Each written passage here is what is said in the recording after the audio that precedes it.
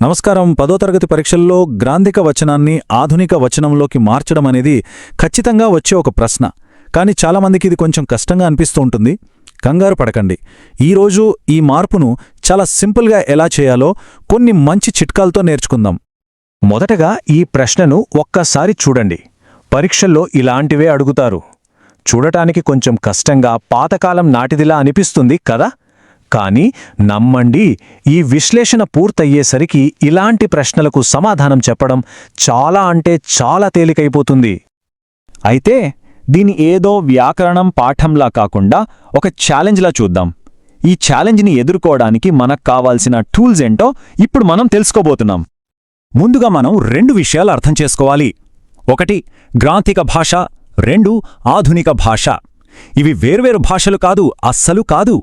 ఒకే భాషకు ఉన్న 2 రూపాలు అంతే, వేర్వేరు సందర్భాల్లో వాడతాం.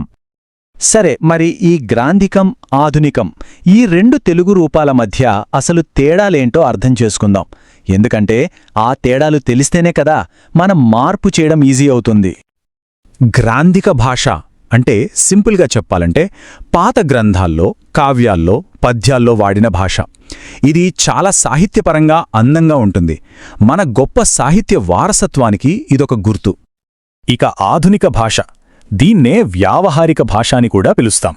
అంటే మనం రోజూ మాట్లాడుకునే భాష. వార్తాపత్రికల్లో, పుస్తకాల్లో, సినిమాల్లో ఇలా ప్రతి చోటా వాడేది ఇదే. మనం గ్రాంథికాన్ని మార్చాల్సింది కూడా ఈ భాషలోకే. రైట్. ఇప్పుడు అసలు విషయానికొచ్చేశాం. గ్రాంథికం నుంచి ఆధునికంలోకి మార్చడానికి మనకు హెల్ప్ చేసే 3 సింపుల్ రూల్స్. వాటిని మనం గుర్తుపెట్టుకోవాలి. అవేంటో ఇప్పుడు చూద్దాం. అవును, మీరు విన్నది నిజమే. కేవలం 3 సూత్రాలు. వీటిని గనక మనం సరిగ్గా నేర్చుకుంటే ఈ పని చాలా తేలిగ్గా అనిపిస్తుంది. ఇంతకీ అవేంటి? చూద్దాం పదండి. ఆ 3 సూత్రాలేంటంటే: 1 సున్నా మార్పిడి, 2 గ్రాంథిక ముగింపులను కనిపెట్టడం, ఇక 3 పదాలను అప్గ్రేడ్ చేయడం. ఇప్పుడు వీటి గురించి ఒక్కొక్కటిగా వివరంగా చూద్దాం. మొదటి సూత్రం చాలా సులభం. గ్రాంథిక భాషలో ఏదైనా పదం చివర ము గానింబు గాని ఉంటే ఆధునిక భాషలో దాన్ని తీసేసి సింపుల్గా ఒక సున్నా పెట్టేస్తాం. అంతే. ఉదాహరణకు వర్షము కాస్త వర్షం అవుతుంది. అలాగే కార్యము కార్యం అవుతుంది. ఇది చాలా తరచుగా కనిపించే మార్పు. ఇక 2వ సూత్రం పొల్లు హల్లులను గుర్తించడం. గ్రాంథిక భాషలో చాలాసార్లు పదాలు న లేదా ల లాంటి పొల్లు హల్లులతో ముగుస్తాయి. ఉదాహరణకు చూచెన్లాగా. ఆధునిక భాషలో మనమలా వాడం. ఆ పొల్లు హల్లులను తీసేస్తాం లేదా మారుస్తాం. చూచెన్ కాస్త చూచెను అవుతుంది. లోకముల్ అనేది లోకాలుగా మారుతుంది. ఇప్పుడు 3వది. ఇది చాలా ముఖ్యమైన సూత్రం. అదేంటంటే పదాలను అప్గ్రేడ్ చేయడం. అంటే కొన్ని పాతకాలం నాటి సాహిత్య పదాలకు బదులుగా మనమెప్పుడు వాడుకలో ఉన్న సింపుల్ పదాలను వాడాలి.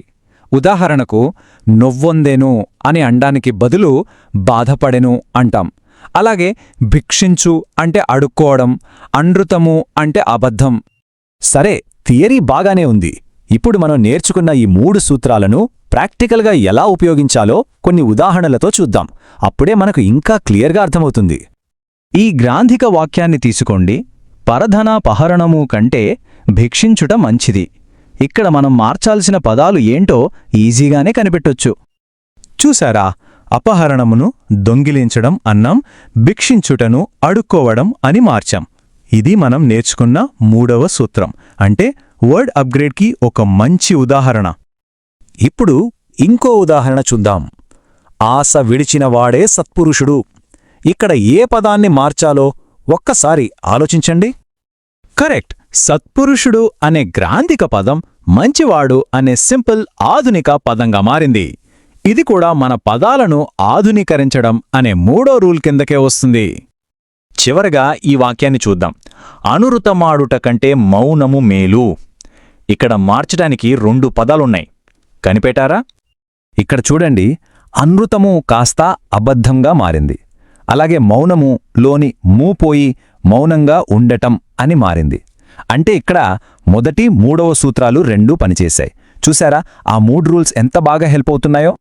ఓకే, ఇప్పుడు మనం మొదట్లో చూసిన ఆ పెద్ద ఛాలెంజ్ని సాల్వ్ చేసే టైం వచ్చింది. మనం నేర్చుకున్న ఈ 3 సూత్రాలను వాడి ఆ ప్రశ్నకు సమాధానం ఎలా కనిపెట్టచ్చో చూద్దామా? గుర్తుందా ఈ ప్రశ్న?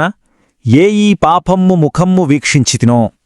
ఇప్పుడు మన దగ్గర దీన్ని ఛేదించడానికి 3 సూపర్ పవర్స్ ఉన్నాయి. అదేనండి మన 3 సూత్రాలు. దీన్ని ఎలా సాల్వ్ చేయాలో స్టెప్ బై స్టెప్ చూద్దాం. మొదటి రూల్ ప్రకారం పాపమ్ము ముఖమ్ము లోని ము పోయి పాపం ముఖంగా మారతాయి.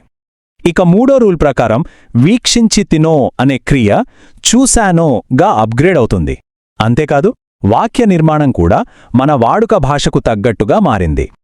సో ఫైనల్గా సరైన ఆధునిక రూపం ఏంటంటే, నేను ఏ పాపి మొహాన్ని చూశానో. ఇప్పుడెంత క్లియర్గా అర్థమైందో చూసారా? ఈ 3 సింపుల్ సూత్రాలను వాడితే చాలు, ఎలాంటి గ్రాంధిక వాక్యాన్ని అయినా సరే చాలా ఈజీగా మార్చొచ్చు.